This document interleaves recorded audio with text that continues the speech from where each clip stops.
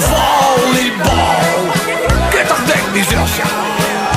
Nou, dat is verdraaid lang geleden dat ik jou aan de bar heb ontmoet.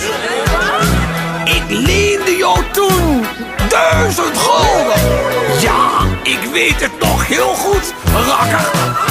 Verrek, zeg kerel, ben jij nog altijd aan de rol? Zit je pa nog op de bar? Speelt je zus nog iets met ballen? Ja, naar de winkel dan. Dat deukje in mijn limousine, wat jij op die nacht hebt gemaakt, dat was op de kop af 5 rooien. Ja, je had hem behoorlijk geraakt. Verrek, zeg kerel, ben jij nog altijd aan de rol?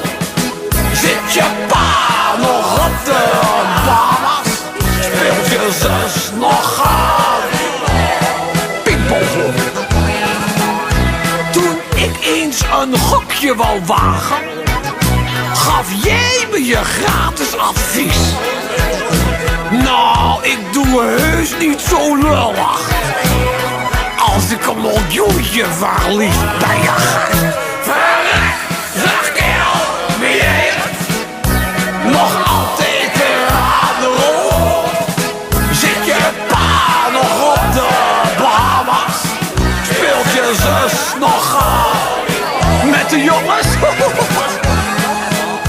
Mijn vrouw, die is spoorloos verdwenen sinds jij eens bij ons bent geweest.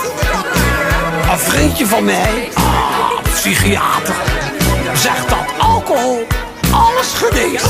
Zeg jij ervan? Verrek, zeg kerel,